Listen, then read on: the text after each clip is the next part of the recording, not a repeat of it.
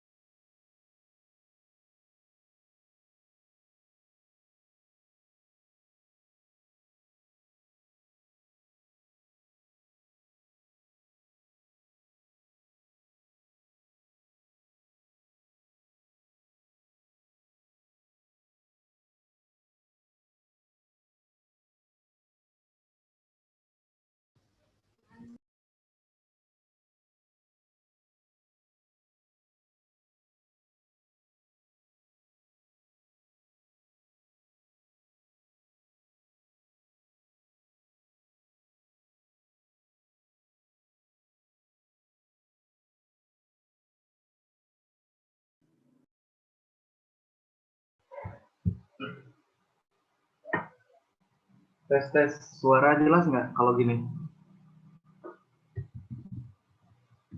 Jelas, Pak. Jelas, Pak. Ya udah, sambil pelan-pelan aja ya kita jalan, kita mulai.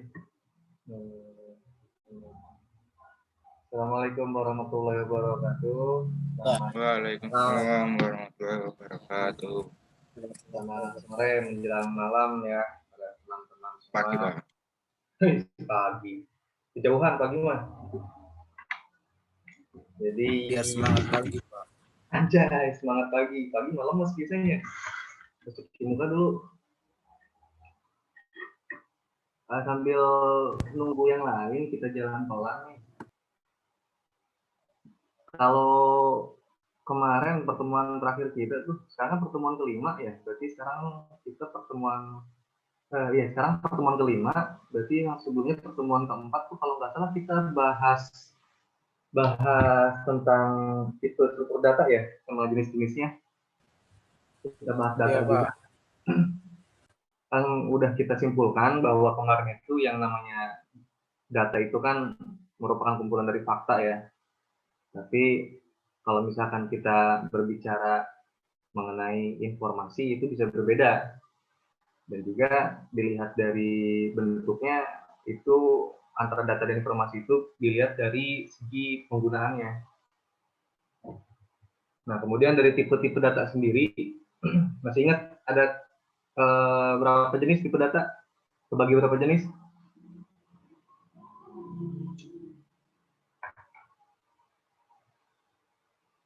Lupa ya. Bisa diulangi, Pak? Tipe data kebagi berapa jenis? Jadi ada berapa jenis tipe data? Secara umum ada berapa jenis tipe data? 3, Pak. Ya, Bapak. Belajar ini berarti ya. 3 apa aja tuh? Yang pertama kan ada tipe data dasar ya. Tipe data dasar, terus yang kedua ada tipe data komposit atau tipe data bentukan. Terus yang terakhir, yang ketiga itu kan tipe data apa namanya? Tipe data abstrak kalau nggak salah ya. Kalau tipe data dasar, iya, tipe data dasar itu apa? Tipe data dasar. Kalau tipe data dasar itu kan tipe data yang sudah ada kan, yang sudah ada, kemudian yang kita gunakan gitu dalam keseharian. Di matematika juga ada kayak bilangan bulat, bilangan pecahan dan segala macam, karakter, ya kan. Kalau misalkan tipe data komposit atau tipe data bentukan apa?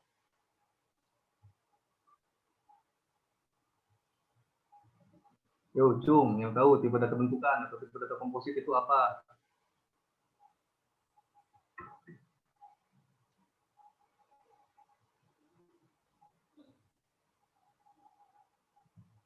Tipe data komposit itu tipe data yang berasal ya, yang dibentuk dari tipe data dasar. Intinya sih gitu. Tipe data komposit atau tipe data bentukan. Dia digunakan untuk mempermudah dalam penulisan kode seperti array, ya kan, array, kemudian record, gitu. Itu isinya itu kumpulan dari tipe-tipe data dasar. Nah, kalau ngomongin array itu kan ada banyak, ada beberapa jenis ya, ada array 1 dimensi, ada array 2 dimensi, ada array 3 dimensi gitu. Ya.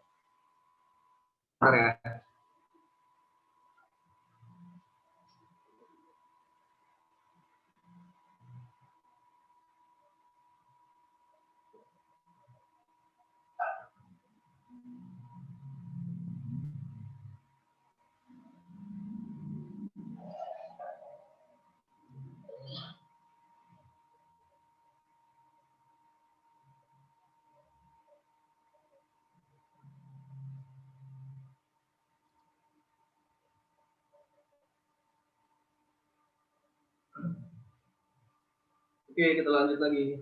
Sorry, habis angkat air tadi, lagi masak air. Siap, Pak, siap. Masak air. Iya, masak air. Pakai garam nggak, Pak? Kenapa? Pakai garam nggak? Wih, jangan. Emang mau bikin ini telur asin.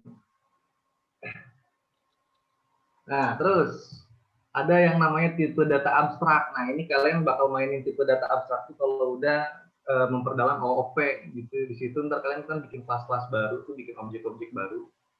Tipe data abstrak. Jadi yang mengaitkan semua apa namanya fungsi-fungsi yang ada, jadi dibikin jadi satu, kayak gitu, bikin fungsi baru.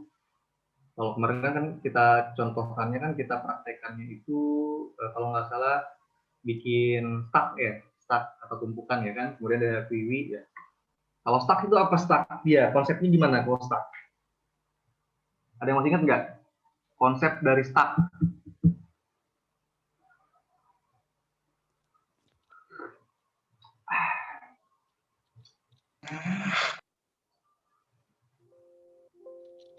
Konsep dari stack ada yang masih ingat? Tumpukan. Ingat sate nggak sate? Makan sate dong, makan sate makanya. Ingat, Pak. Yang pertama masuk, terus keluarnya pertama atau belakangan? Yang pertama masuk. Terakhir. Terakhir. Kalau kuiwi antrian yang pertama masuk, keluarnya belakangan atau pertama? Yang pertama. Pertama. Ingat ya. Nah, sekarang nih. Nah, saya sharing screen-nya dulu.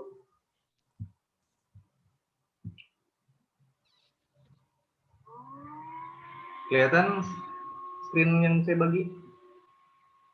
Sangat jelas, Pak. Jelas. Kelihatan, Pak. Nah, ini sekarang kita pertemuan kelima. Yang akan kita bahas itu sesuai dari modul yang udah saya upload ya di Institute Learning. Ini kita sekarang belajar studi kasus permasalahan sederhana. Maksudnya apa sih? Gitu. Jadi sebenarnya sih intinya kalau misalkan kita lihat yang di sini yang kita pelajari atau studi kasus ini kan ada 3 nih ya. Pertama, menghitung luas satu lingkaran, kemudian kita konversi suhu, lalu menampilkan deret bilangan ganjil. Nah, ini mah udah sering kita bahas ya. Benar nggak? Dari kemarin-kemarin juga kan kita udah mainin kayak gitu kan. Ya, Pak. Cuma di sini apa namanya? Jadi kan gini loh. Yang namanya komputer itu kan dia benda mati ya kan? Dia benda mati. Dibilang cerdas, dia enggak. Jadi harus dia kayak manusia, dia harus dia kasih tahu dulu, harus diajarin dulu. Kalau misalkan dia udah diajari ya, dan yang ngajarin itu bener, nggak salah gitu ngajarinnya, pasti dia bisa jalaninnya, kan gitu. Nah, maka dari itulah kita belajar yang namanya algoritma, gitu kan. Kita belajar yang namanya struktur data, gitu. Kita belajar yang namanya logika teknik pemrograman di mata kuliah ini. Jadi tujuannya biar kita bisa mengajari komputer, ya kasarnya gitu, biar kita bisa ngajarin komputer, biar dia itu nanti bisa menjalankan tugas yang kita butuhkan, gitu. Kan sekarang banyak tuh apa namanya di era informasi ini ya, era informasi semua sektor itu kan sudah tergantung kepada teknologi ya, dalam artian komputer di sini. Mulai dari pokoknya udah ketergantungan banget sama yang namanya gadget ya kan. Kemudian di semua perkantoran juga pasti udah pada pakai komputer semua, nggak ada lagi yang pakai mesin tik. Bahkan di jalan tol pun itu sekarang sudah menggunakan komputer. Kita cuma tinggal tap langsung masuk, jadi nggak ada campur tangan manusia lagi di situ. Kalau misalkan dilihat dari keuntungan sih ada keuntungan dan kerugian ya. Tapi kita nggak bahas itu, kita balik lagi ke materi. Nah, jadi tujuannya itu dari studi kasus ini kita mencoba mengekspor bagaimana caranya untuk menuliskan atau kita menyusun sebuah kode yang akan diterapkan di komputer biar dia bisa menjalankan program tersebut. Nah, kita langsung aja ke studi kasus pertama. Nah, di sini kalau misalkan udah di-download dan dibaca, ini kan kita sebenarnya simpel kan, hal sepele gitu. Jadi menghitung luas dan lingkaran, ya anak SMP pun juga bisa gitu. Anak SMP ya, mulai belajar bentuk-bentuk bangun itu dari SMP itu udah pada bisa lah gitu. Nah, tapi si komputer, gimana caranya dia bisa menghitung luas dan lingkaran? Nah, contoh di sini, kita menggunakan alat bantu ya untuk penulisan dari algoritmanya, itu kita menggunakan flowchart. Di sini kita menggunakan flowchart biar gampang dibaca. Nah, jadi kita buat flowchart untuk menghitung luas dan lingkaran. Nah, di sini panjang jari-jarinya itu dimasukkan oleh pengguna, gitu loh. Kemudian luas dan lingkaran kita tampilkan ke layar. Nah, jadi di sini tuh ada masalah, ya kan? Jadi anggaplah kita itu sedang terjun di di lapangan, kemudian kita menghadapi klien, kita tanya apa yang dibutuhkan. Saya ingin membuat sebuah program yang bisa untuk menghitung luas dan lingkaran, tapi prosesnya itu jari-jarinya saya masukkan, saya inputkan gitu. Kemudian setelah diinputkan jari-jarinya, itu langsung nampil untuk luas dan kelilingnya. Nah, kan gitu tuh studi kasusnya tuh, ya ceritanya gitu loh. Maka kita bentuk dulu rumusannya, contohnya seperti ini. Nah, pertama kita masukkan panjang jari-jarinya berapa? 7. Misalkan ya, ini kan diinput tuh. Jari-jarinya dimasukkan oleh pengguna. Nah, ini jelas di sini. Ada perintahnya jari-jarinya dimasukkan oleh pengguna. Nah, contoh persoalan gitu. Lalu setelah dimasukkan jari-jarinya, maka akan langsung muncul luas lingkaran dan keliling lingkarannya. Nah, jadi studi kasus yang pertama kita hadapi adalah seperti ini. Untuk inputan hanya satu, yaitu apa? Jari-jari. Karena untuk menghitung luas dan lingkaran, kita hanya membutuhkan sebuah jari-jari.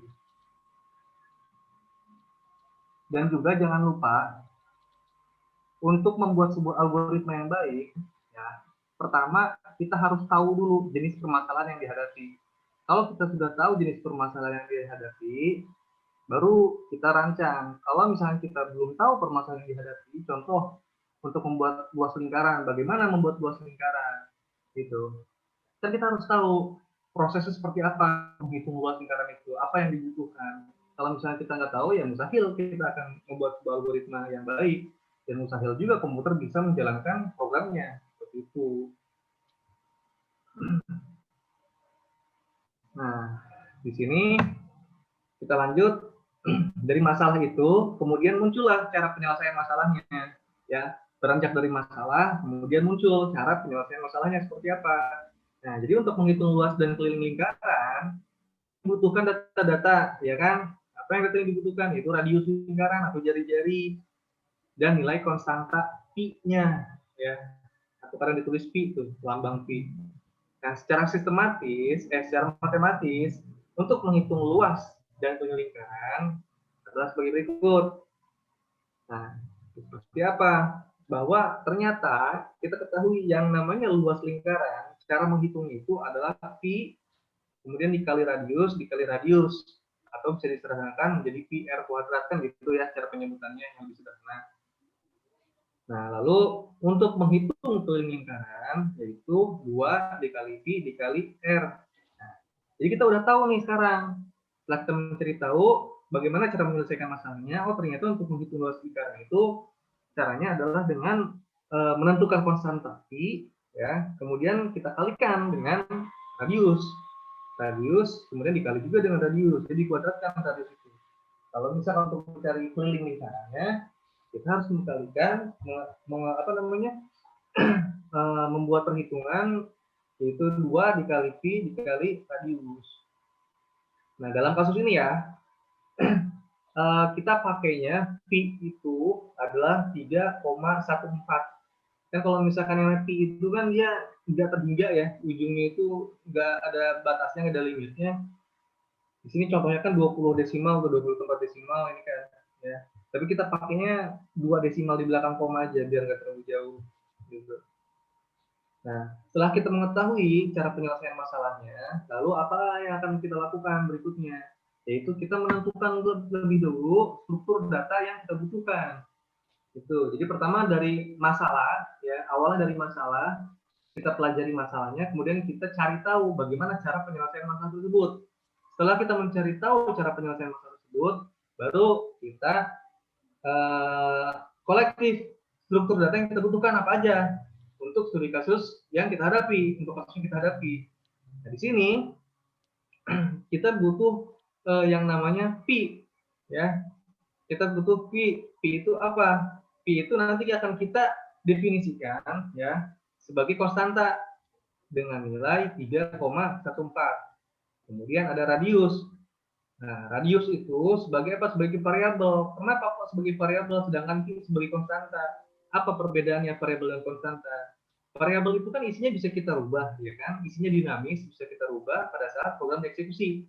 Sedangkan untuk konstanta itu dia sifatnya statis. Jadi nilainya akan tetap, tidak akan berubah, gitu. Maka radius, kalau misalkan dari masalah yang ada, ya, dari studi kasus yang ada, permasalahan itu kan panjang jari-jari diinputkan, gitu kan? Bahasanya kan gitu, diinputkan. Berarti dia sebagai variabel untuk radiusnya. Lalu luas pun sama sebagai variabel karena isinya itu sesuai dengan jari-jari atau radius yang diinputkan. Keliling pun sama, gitu. Nah, jadi untuk data yang dibutuhkan kita butuh 4 struktur untuk lingkaran ini, untuk menghitung lingkaran dan keliling. Itu yang pertama pi, kemudian yang kedua radius, lalu yang ketiga luas, dan yang keempat adalah keliling. Nah, setelah kita menentukan struktur datanya, ya, jadi pi itu apa, radius itu apa, luas itu apa, kita definisikannya. Setelah kita definisikan semua, baru kita masuk ke dalam deklarasi. Jadi apa aja yang kita deklarasikan dan kita inisialisasikan. Tuh. Jadi deklarasi dan inisialisasi ini mengacu terhadap struktur data yang sudah dibuat. Struktur datanya kan ada pi, ada radius, ada luas, ada keliling, ya kan? Nah, pada saat masuk ke dalam bagian deklarasi, kita tentukan.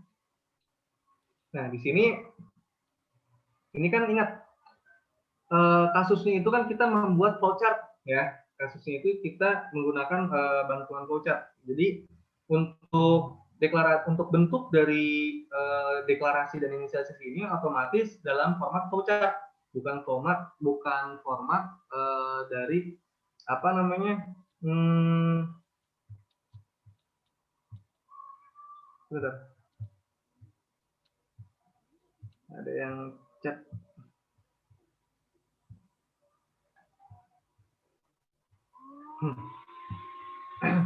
Jadi bukan format dari pseudocode gitu, tapi menggunakan flowchart. Seperti apa deklarasi di dalam flowchart? Nah, kan di dalam flowchart deklarasi itu atau inisiasi itu disimbolkan dengan persegi panjang ya. Nah, kita masukkan pi di sini 3,14, kemudian kita masukkan deklarasikan keliling, kemudian kita deklarasikan luas, kemudian kita deklarasikan radius. Nah, kan tempat-tempat ini kan sudah dimasukkan di sini. Cuman perbedaannya adalah untuk yang konstanta itu langsung nilainya dimasukkan. Nah, sedangkan untuk yang variabel dibiarkan seperti ini, jadi hanya identifiernya saja, gitu. Nah, lalu setelah kita deklarasikan dan inisialisasi, kita tentukan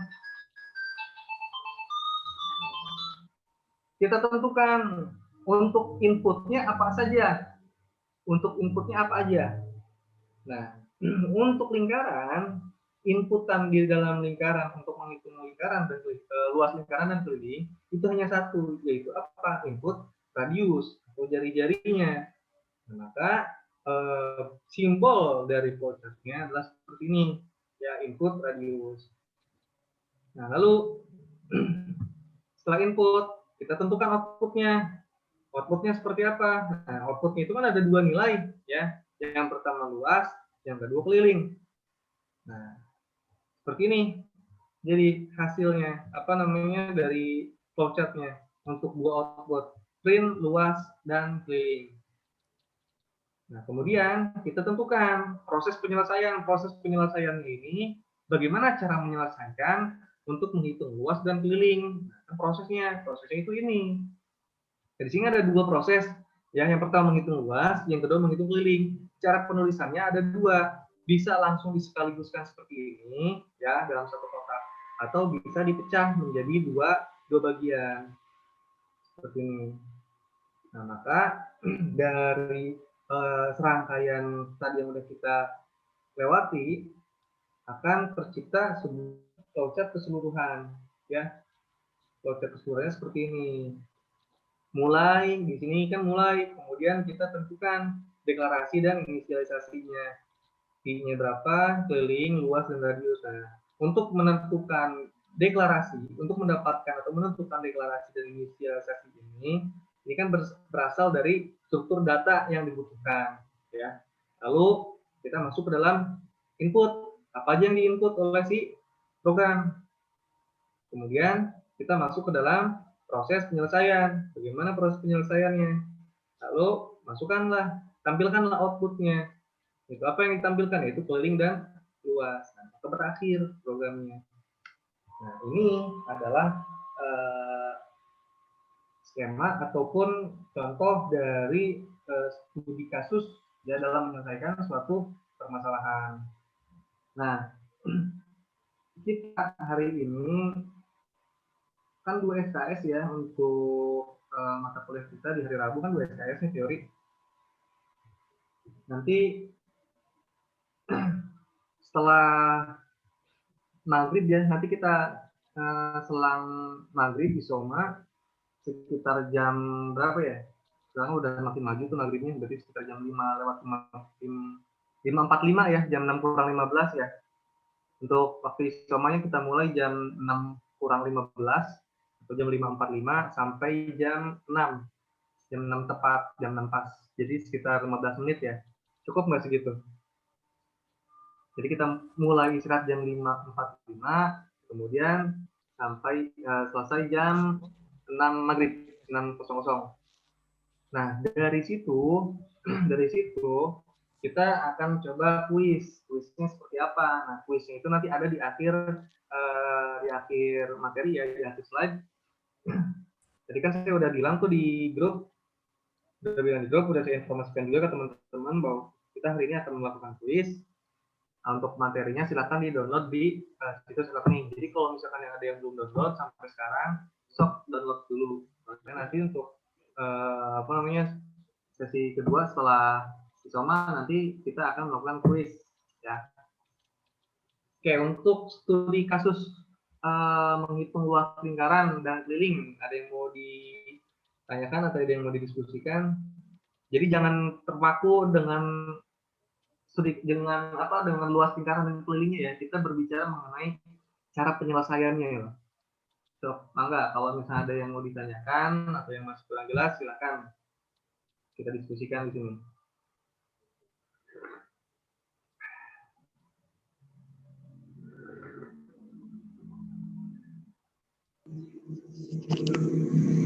Ya.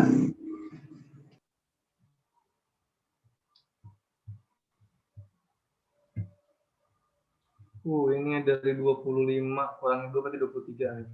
Dari 23 mahasiswa masa nggak ada yang mau ditanyakan? Berarti udah pada paham semua ya? Cukup jelas ya? Kita lanjutkan aja.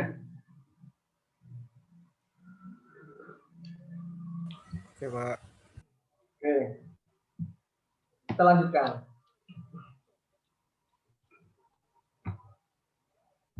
Nah, studi kasus yang kedua, saya mempunyai studi kasus yang kedua. Untuk studi kasus yang kedua ini kita belajar konversi suhu. Bentar. Itu setiap bentuknya menggambarkan proses.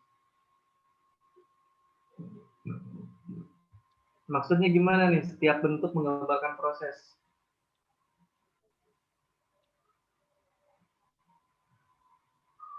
Jadi gini ya. Materi kita kali ini, jadi studi kasus, maksudnya itu adalah kita belajar bagaimana cara penyelesaian suatu masalah, suatu permasalahan yang ada yang kita hadapi. Nah, di sini digambarkan itu dengan menggunakan flowchart. Nah, nanti flowchart ini kan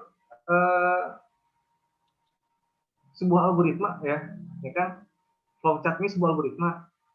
Nah, dari mana asal algoritma tersebut? Ya, dari mana asal algoritma tersebut? Asal dari algoritma tersebut adalah dari ini yang kita bahas sekarang nih, dari proses penyelesaian masalah yang kita bahas sekarang.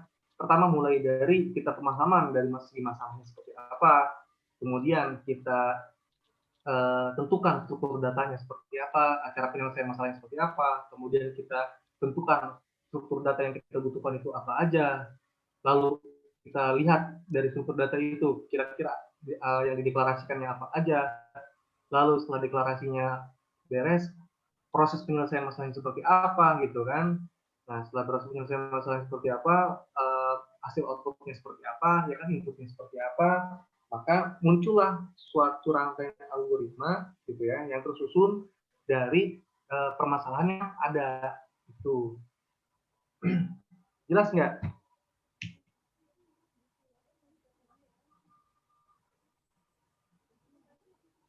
Kurang, Pak. Nah, jadi adapun istilahnya di sini kan ada pertanyaan nih, untuk apakah setiap bentuknya itu menggambarkan proses? Ya tentu, tapi kalau misalkan maksud dari proses ini adalah menghasilkan suatu simbol, enggak. Maksudnya simbol itu dari algoritma, dari flowchart ya, enggak gitu loh. Contoh seperti ini, kita dalam pemahaman dari masalah aja nih, ya. Ini kan slide yang sedang ditampilkan sekarang kan pemahaman masalah, ya kan. Pemahaman masalah ini tidak menghasilkan sebuah flowchart, ya. Ini di luar dari itu, jadi di luar dari algoritma. Kita sedang memahami masalahnya dulu, gitu. Nah, sambil kita terapkan di studi kasus yang kedua ya. Nah, kita punya studi kasus yang kedua yaitu untuk konversi suhu. Nah, ya. Misalkan kita mau membuat sebuah program, ya kan, untuk mengkonversi suhu dari Celcius ke Fahrenheit. Ya. Suhu dalam satuan Celcius itu dimasukkan oleh pengguna. Kemudian suhu dalam satuan Fahrenheit itu ditampilkan ke layar. Nah, permasalahannya itu kan untuk mengkonversi suhu, ya. Mengkonversi suhu dari Celcius ke Fahrenheit. Ini permasalahannya, studi kasusnya, ya. Kemudian di sini ternyata ada persyaratannya. Kalau misalkan dalam dalam ilmu praktiknya sih kayak bisnis proses ya. Bisnis prosesnya seperti apa gitu. Jadi berjalannya proses tersebut itu seperti apa. Nah, ternyata di sini ada aturan mainnya, yaitu untuk suhu dalam satuan Celcius itu dimasukkan oleh pengguna. Nah, jadi di-input tuh. Untuk suhu Celcius itu di-input. Nah, untuk suhu Fahrenheit-nya itu ditampilkan ke layar, ke monitor. Nah, contohnya nih, nanti hasil program yang diinginkan ya. Ini adalah hasil program yang diinginkan. Ini adalah hasil program yang diinginkan. Yang pertama, memasukkan suhu dalam satuan Celcius berapa? Nah, ini inputan di sini ya. Ini inputan. Lalu suhu dalam satuan Fahrenheit. Nah, ini adalah outputnya. Outputnya. Nah, sekarang coba saya mau tanya. Teman-teman semua di sini bisa enggak? Bagaimana caranya untuk mengkonversi dari suhu ke Fahrenheit? Gimana cara menyelesaikan masalahnya? Kan kalau misalkan untuk menghitung luas, semua udah pada tahu ya. Bagaimana cara menghitung luas? Itu kan Pi dikali R dikali R, kan gitu. Nah, untuk ini, untuk konversi suhu dari Celcius ke Fahrenheit, gimana caranya? Ada yang tahu nggak? Gimana? Menggunakan rumus, Pak. Nah, pasti rumus. Gimana rumusnya tuh? Deskripsi dari rumus tersebut. Nah, kan kita harus tahu, ya kan? Kita harus tahu kan cara menyelesaikan masalahnya, ya kan? Nah, maka tahap yang berikutnya, yaitu cara menyelesaikan masalahnya, kita harus tahu rumusnya seperti apa. Ini tuh. Nah, untuk menghitung konversi suhu dari satuan Celcius menjadi Fahrenheit, nah kita butuh nih data-data nilai suhu dalam satuan Celcius. Nah, secara matematis, rumus untuk menghitung konversi suhu dari satuan Celcius menjadi Fahrenheit adalah seperti ini. Yaitu apa? F itu Fahrenheit ya. F ini Fahrenheit. Fahrenheit itu adalah suhu Celcius dikalikan 1,8 ditambah 32. Nah, oh ini ternyata cara menyelesaikan masalah untuk mengkonversi suhu dari Celcius ke Fahrenheit. Nah, kita sekarang udah tahu nih. Cara penyelesaian masalahnya kita sekarang udah tahu. Nah, lalu apa yang harus kita lakukan setelah kita mengetahui masalahnya, setelah kita mengetahui cara menyelesaikan masalahnya, lalu yang kita butuhkan adalah struktur data. Nah, apa aja struktur data yang kita butuhkan? Kalau misalkan kita lihat dari cara penyelesaian masalah, itu kan ada dua tuh kata kuncinya, itu adalah F dan C ya. F itu Fahrenheit, C itu Celcius. Maka untuk F ya, simbol F ini bisa diganti sih sebenarnya, sama kita bisa diganti, bisa A, bisa B gitu, bisa D, terserah, tapi ya kita buat sepantas mungkin biar tidak membingungkan. Sorry. Nah, untuk F itu sebagai apa dia? F itu sebagai apa? F itu sebagai variabel.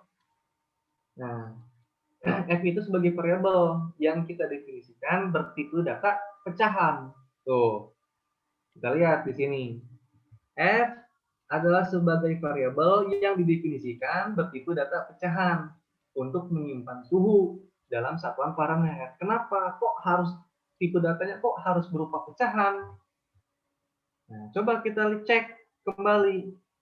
Kan yang namanya suhu itu kan ada desimal ya, ada bilangan pecahannya di situ. Lagian dari rumus juga udah ketahuan jelas tuh.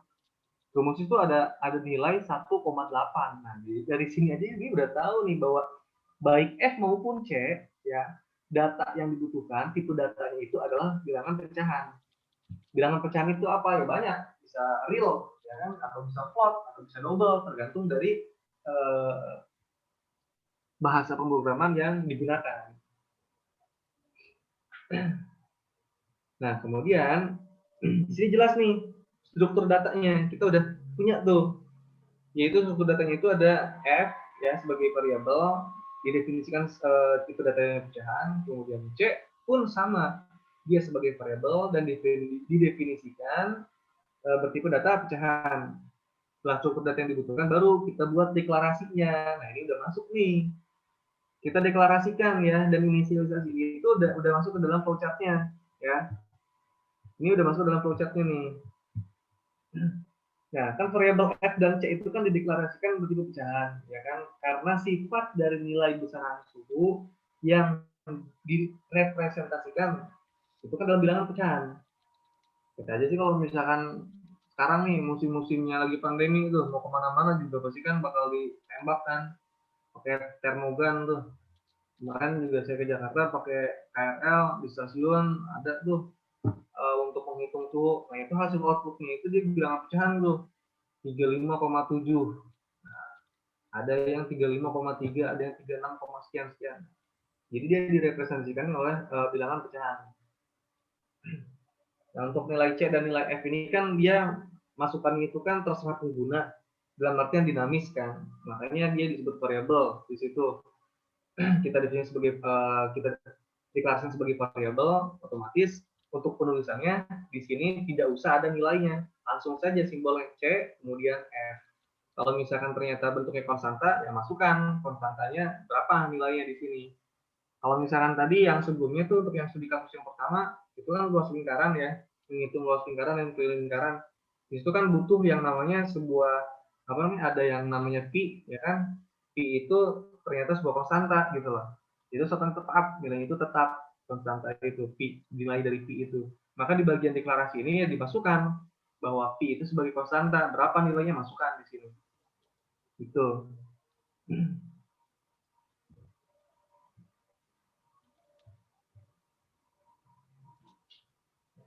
Nah, lalu untuk inputannya seperti apa? Inputannya apa aja?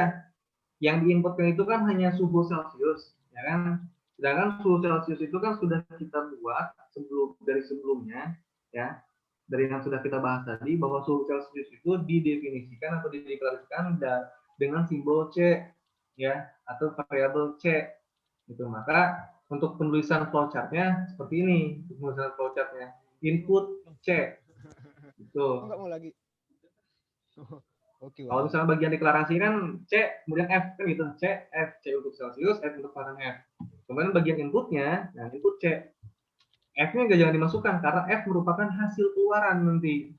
Gitu. Nah, ini kalau F itu adalah hasil keluaran outputnya. Gitu. Yang namanya program itu, yang namanya kita bikin program pasti ada input, ada proses, ada output.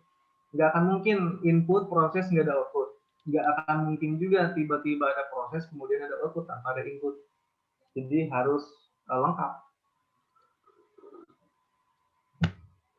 Nah, setelah output, bagaimana prosesnya? Nah, ini prosesnya. Prosesnya kan tadi sudah kita cari tuh cara menyelesaikan suatu permasalahannya. Nah, di bagian proses penyelesaiannya, untuk penulisan ke dalam flowchartnya, tinggal kita masukkan gitu. F sama dengan C dikali 1,8 ditambah 32. Lalu bagaimana struktur dari flowchart keseluruhannya? Nah, seperti inilah flowchart keseluruhannya. Kita mulai dari start, ya. Jadi ini kan mulai program nih. Nah, di sini ada inisialisasi dari deklarasi, ya kan? Yaitu C dan F. Lalu di sini ada input, inputnya apa? C untuk Celsius. Lalu prosesnya F adalah, jadi Fahrenheit adalah Celsius dikali 1,8 ditambah 32. Lalu cetak Fahrenheit. Kemudian berakhir programnya. Nah, ini. Kok ingat dari awal studi kasus di situ kan sudah jelas bahwa perintahnya itu kan buatlah sebuah flowchart, ya. Dari studi kasusnya kan gitu, kita membuat sebuah flowchart untuk mengkonversi suhu Celsius ke Fahrenheit.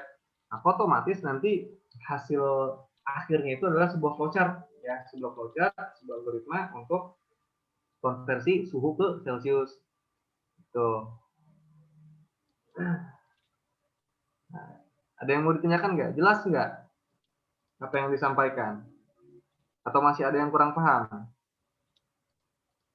Jadi kita belajar cara menyelesaikan masalah, ya, belajar cara menyelesaikan masalah dengan hasil akhir yaitu berupa flowchart gitu loh. Algoritmanya berupa flowchart gitu.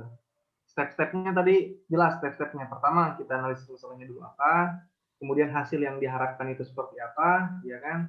Lalu kemudian kita cari cara penyelesaian masalahnya seperti apa, lalu kemudian kita tentukan deklarasinya, inisialisasinya, gitu.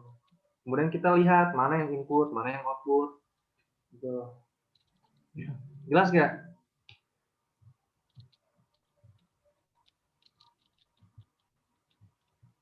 Ada yang mau tanyakan?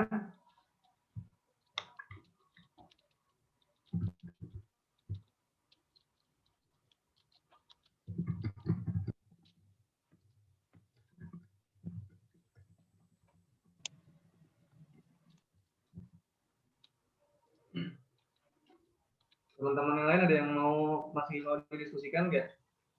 Kalau enggak, untuk lebih jelasnya kita belajar satu studi kasus lagi nih.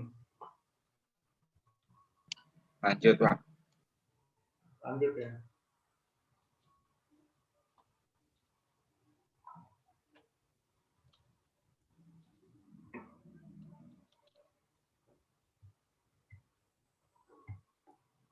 Seruput dulu, seruput.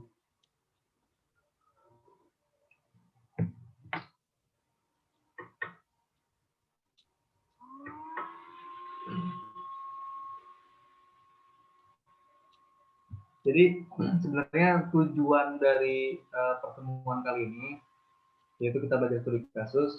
Tujuannya itu untuk melatih diri kita apabila nanti kita terjun di lapangan.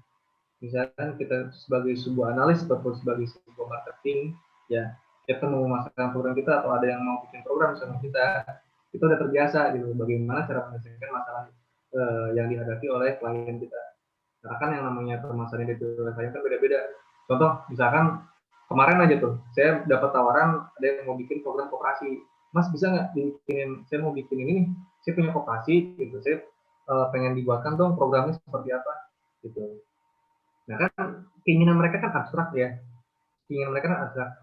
Ingin membuat program koperasi, gitu. Nah, otomatis kan saya harus tahu dulu tuh apa sih koperasi itu, gitu kan. Saya harus perdalam dulu.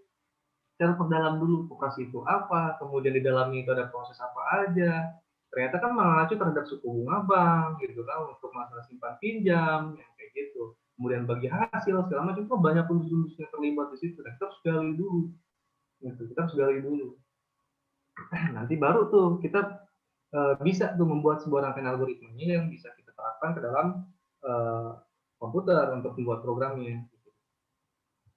Nah, contoh di sini, misalkan nih, ini contoh yang simpel lagi. Kita menampilkan bilangan ganjil di sini.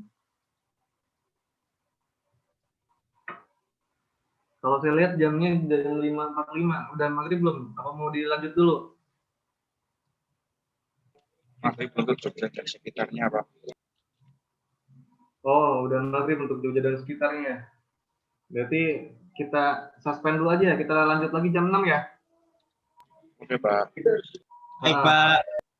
Nah, tapi gini, jadi untuk ini udah jelas lah, saya rasa udah cukup jelas juga untuk cara menyelesaikan sebuah permasalahan ya dari 2 studi kasus. Untuk yang studi kasus yang ketiga kan bisa teman-teman baca sendiri dari slide-nya ya. Tapi kalau misalnya ada yang masih belum paham, ya silakan bisa ditanyakan. Jadi nanti untuk kuisnya ya, jadi bisa teman-teman mulai nanti dari sekarang ataupun setelah beres maghrib. Sebentar. Nah ini, jadi saya harap gitu ya. Ini cuma ini di sini ada salah penulisan. Studi kasusnya itu bukan menghitung luas dan keliling tabung, tapi studi kasusnya adalah untuk menghitung volume dan luas selimut. Ya. Jadi studi kasus di sini adalah menghitung volume dan luas selimut tabung, gitu.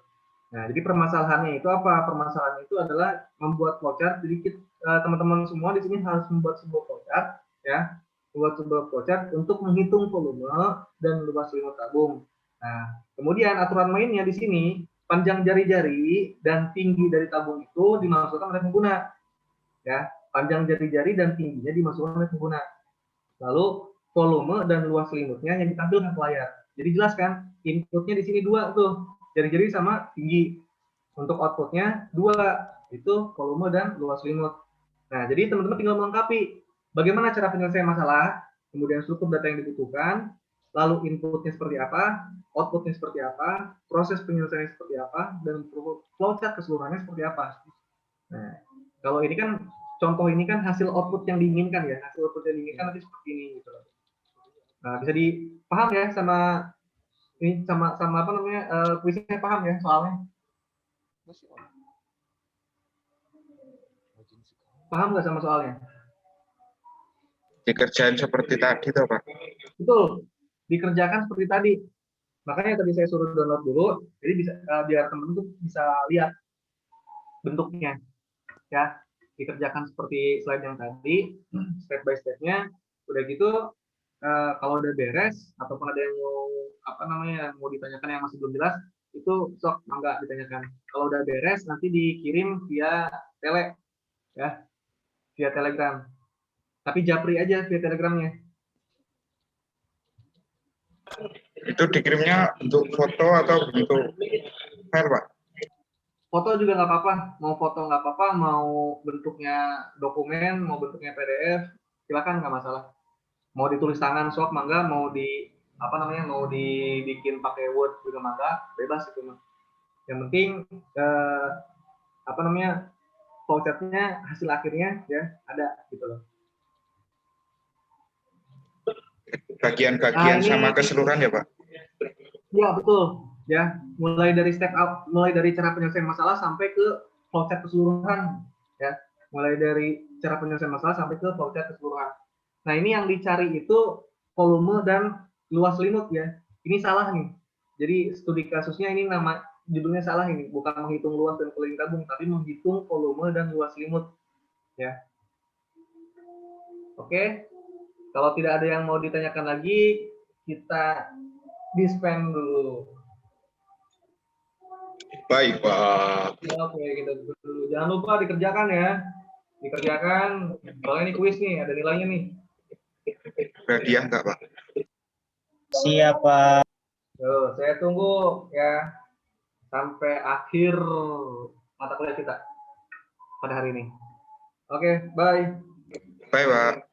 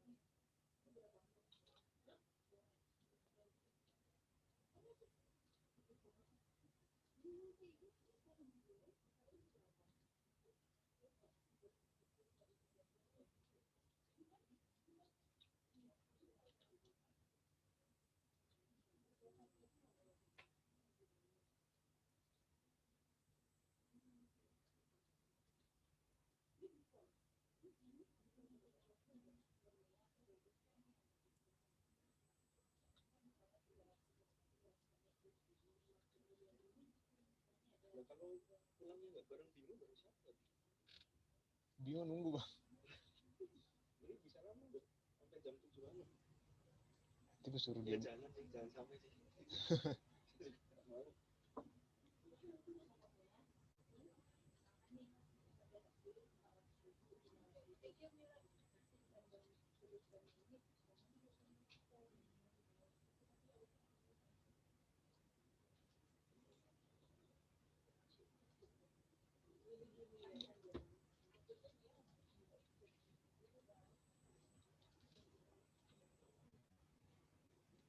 Itu belum terkonfirm ya Bang?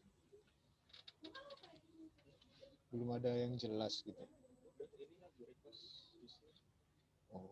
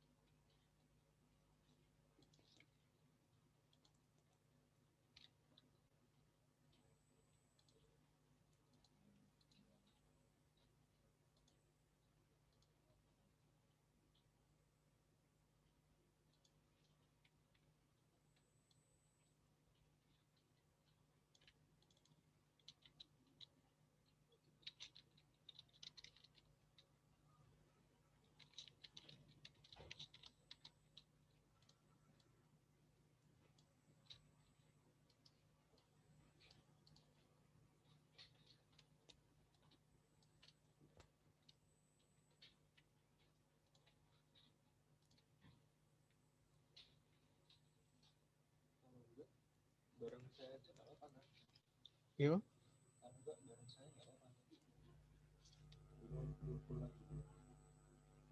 coba aku tanya dulu bang. Yakin nggak mau pulang Bim?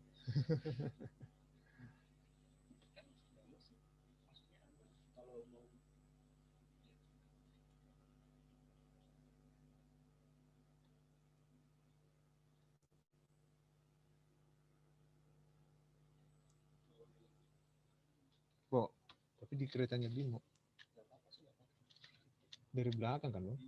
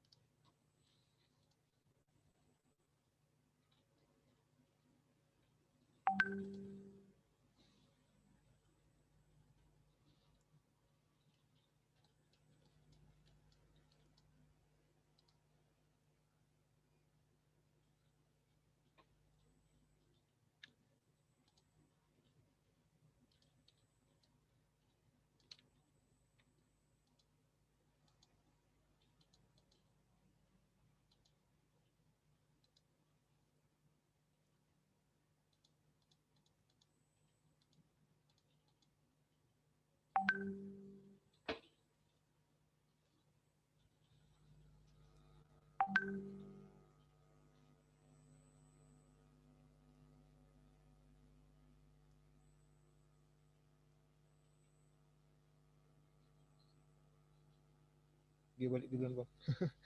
Bimo mana sanggup. Enggak apa-apa bang.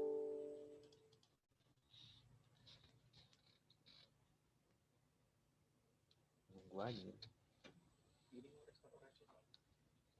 Rekam.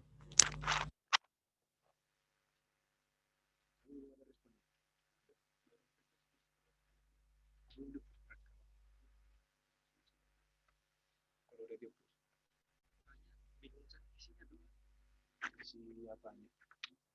Oh, disknya.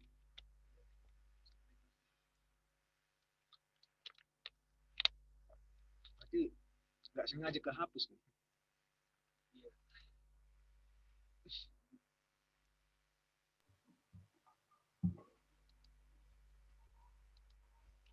Yang mau ditanyakan nggak?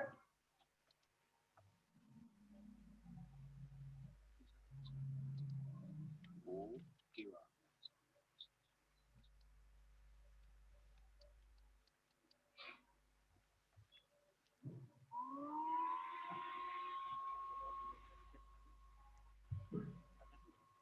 Bisa semua bikin ya. Jangan lupa yang udah kirim via tele ya, Telegram.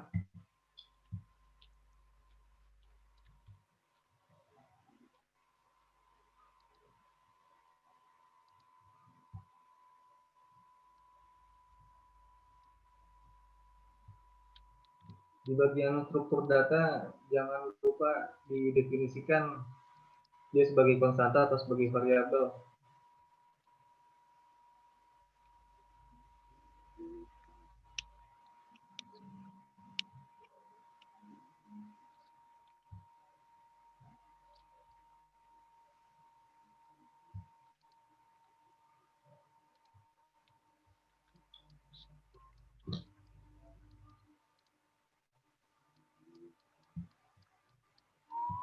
Gak sulit kan bikinnya, simple ini ya.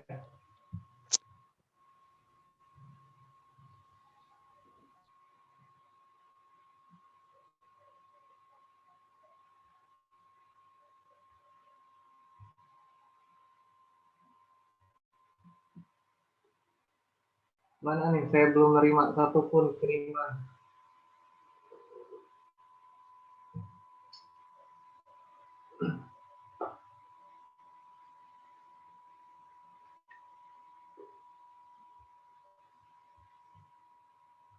Yo, ayo, siapa yang mau duluan ngirim? Buset, masih ngitung.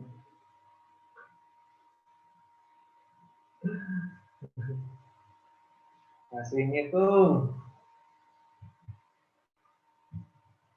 Simple sebenarnya mah.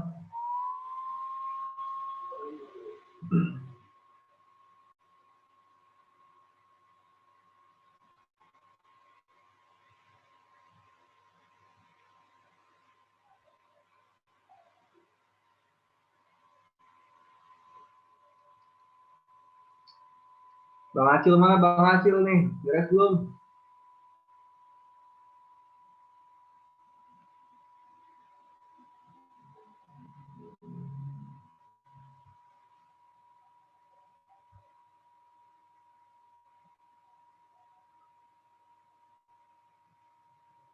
Lanjut.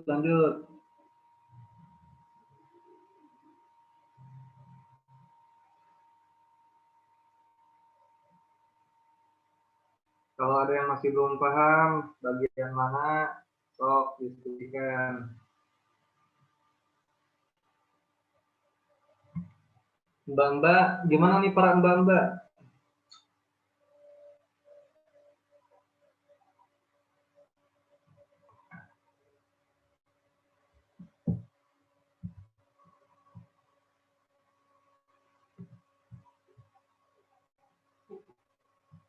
Perempuannya cuma 2 orang di kelas kita ya. Tapi meskipun cuma 2 orang, suaranya harus terdengar.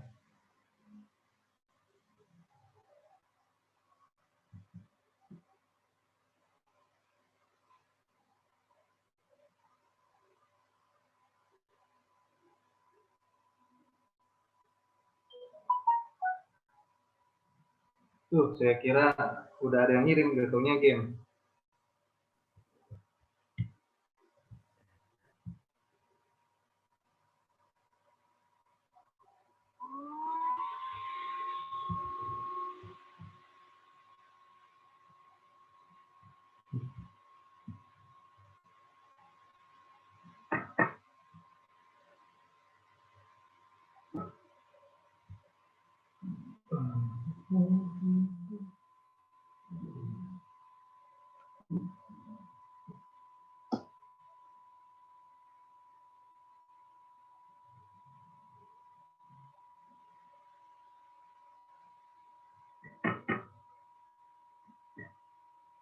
Kunci dalam mengerjakan soal ini sebenarnya kita cuma perlu tahu rumus dari menghitung volume dan luas limut itu dapat, ya udah tinggal diuraikan, tinggal dicari struktur datanya, kemudian tinggal definisikan variabelnya.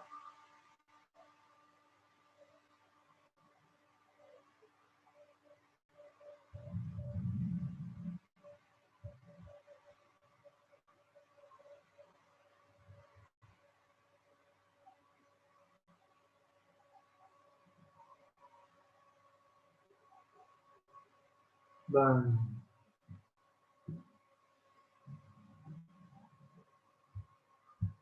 Abdullah Huzaifi, Bang Atta Esa, Bang Doni, Bang Fadli, Bang Fajar, Bang Fauzi, Bang Fikri, Bang Gian, Bang Gian. Gian ini laki-laki ya, Gian Rahmat ya? Leoni, oh Leoni. Mbak ya? Temennya Suneo itu, Pak. Leoni perempuan Leoni ya? Sedikit. Maulana, Oh, Pak. Nur Yasin, Rezen Arifin, Ridwan Prasetya, ISP. Wih, ada ISP-nya ini. Mantap out. Apa tuh ISP? Gelar ya? Internet Service Provider, Pak. Penyedia. Saya kira gelar.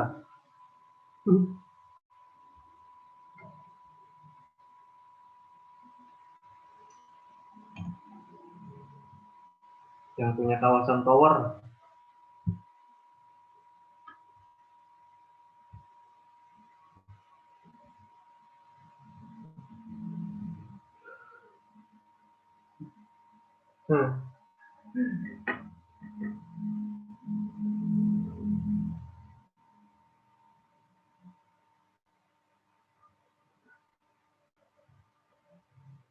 Gini ya, kalau via daring online pembelajarannya agak-agak terhambat juga.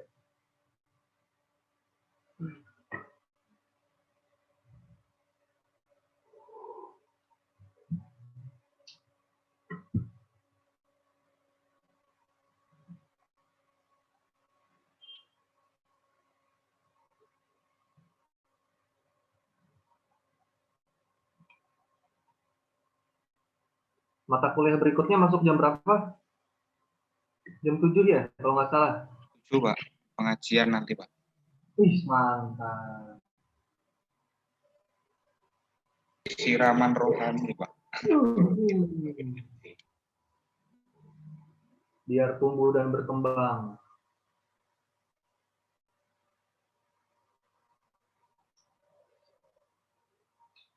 Ada yang mau ditanyakan nggak kira-kira?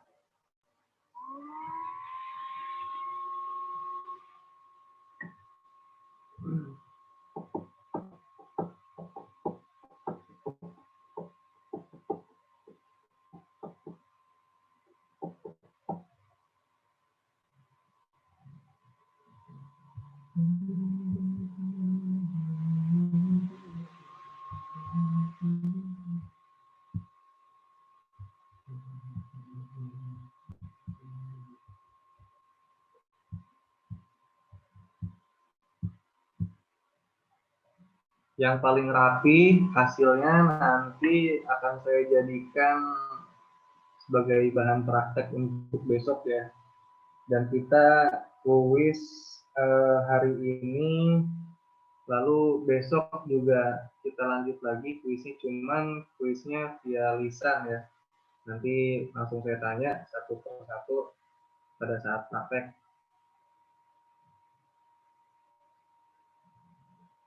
Untuk nambah-nambah aja latihan.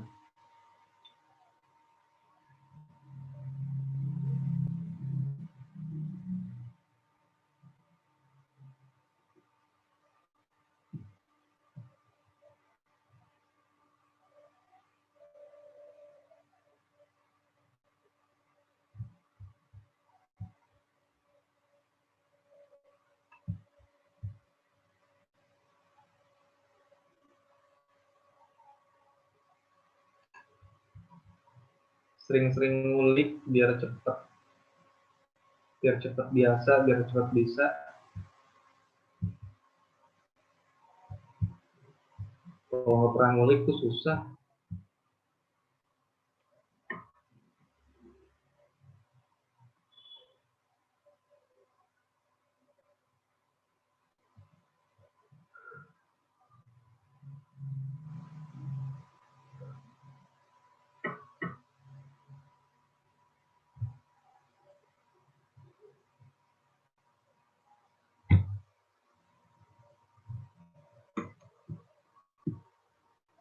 Saya tunggu hasilnya ya. Nanti kalau yang udah beres, langsung dikirim aja via Telegram, Japri ke saya. Biar bisa langsung dilihat. Kalau nggak ada yang ditanyakan lagi, saya tutup Zoom-nya. Yang belum beres, terus aja beresin. Jangan lupa dikirim. Saya tunggu sampai sebelum kuliah mata kuliah yang berikutnya, itu jam 7.